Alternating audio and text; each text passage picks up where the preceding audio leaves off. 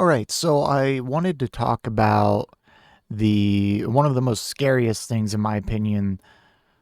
Oh, it's really hard to rank scariest things at this point that Trump has said or done, but one of the most recent scariest things, and that's Trump wanting to floating the idea of cutting FEMA. Let's watch. I'll also be signing an executive order to begin the process of fundamentally reforming and overhauling FEMA, or maybe getting rid of FEMA. I think, frankly, FEMA is not good.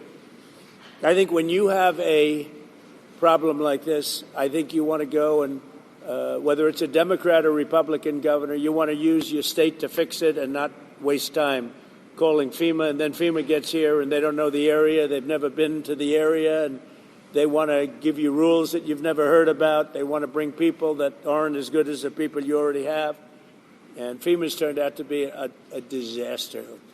FEMA has been a very big disappointment. They cost a tremendous amount of money. It's very bureaucratic, and it's very slow. Other than that, we're very happy with them. What's that even mean?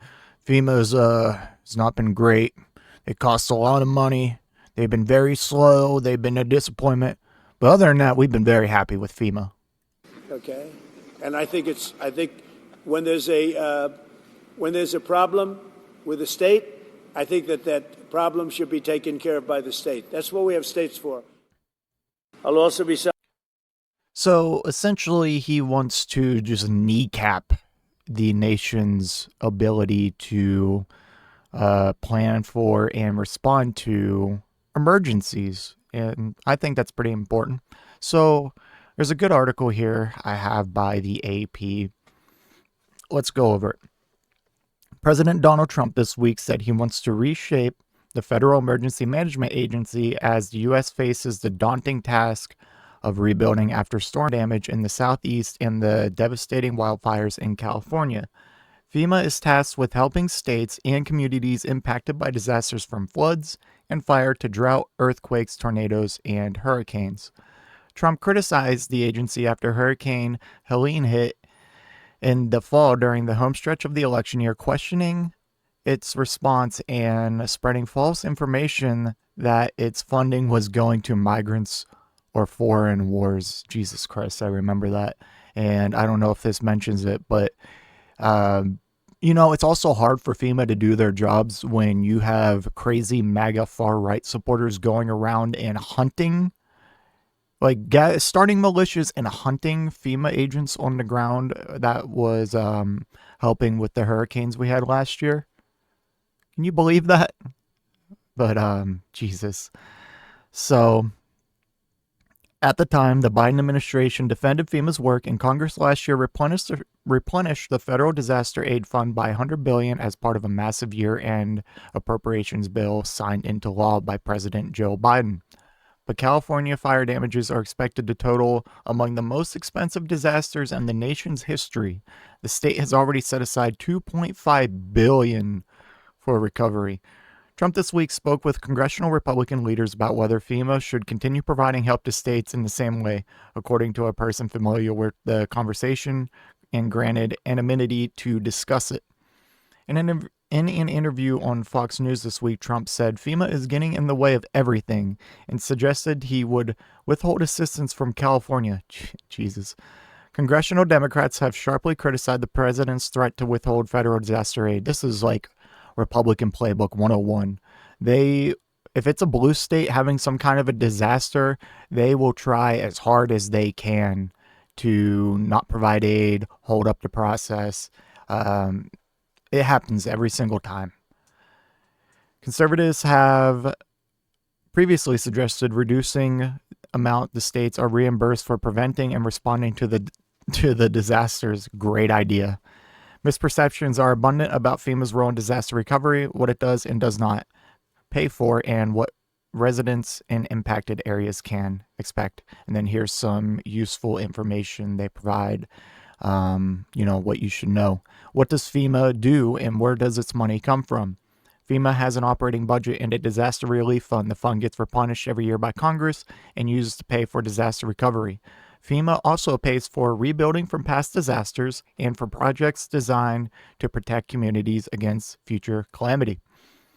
The fund is basically the country's checkbook for emergencies. The government uses it to reimburse states and local governments for activities like removing debris, rebuilding roads, or for firefighter overtime costs. Pretty important stuff, I would say.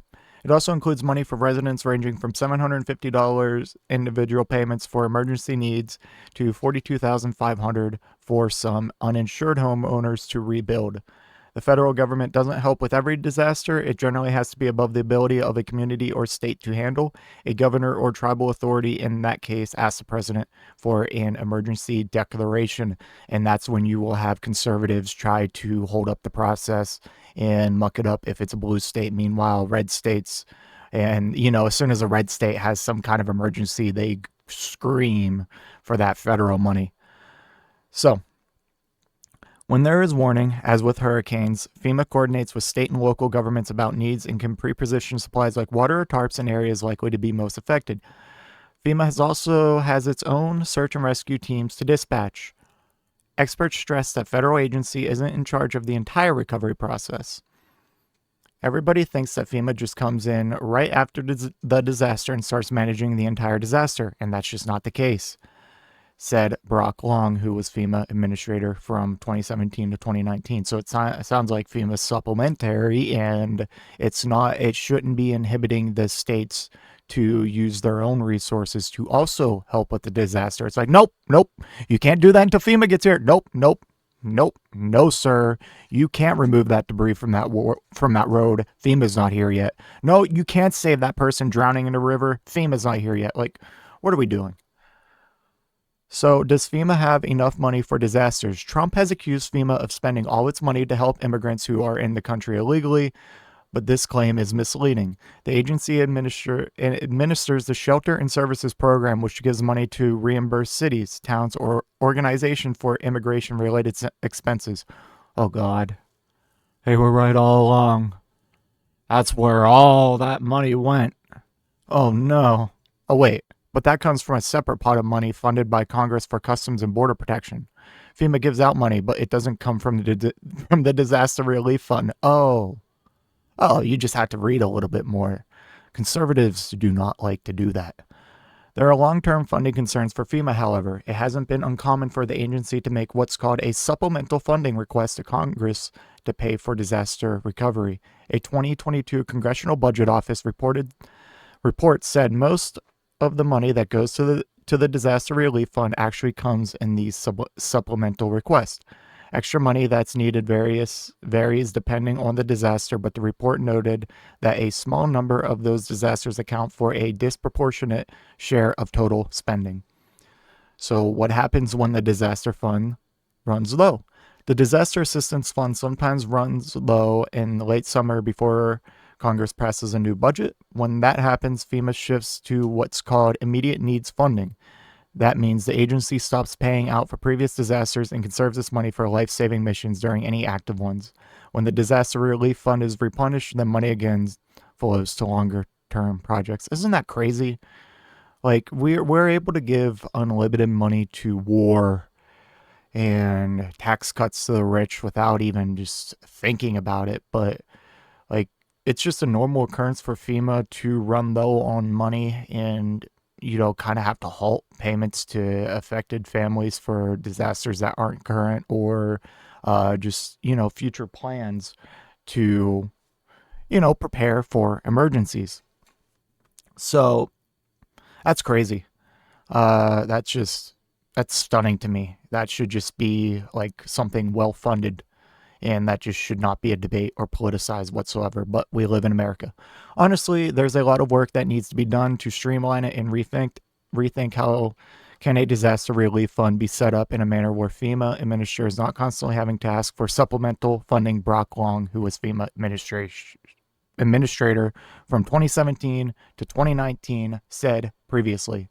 Yeah, like why is this a thing? Like, why can't we like fund FEMA like we fund our military or tax cuts for the rich? Like, it's crazy that anything that helps people is on the table to be cut, gutted, and has to fight tooth and nail just to get, pennies on the dollar compared to what, other shit we're spending on.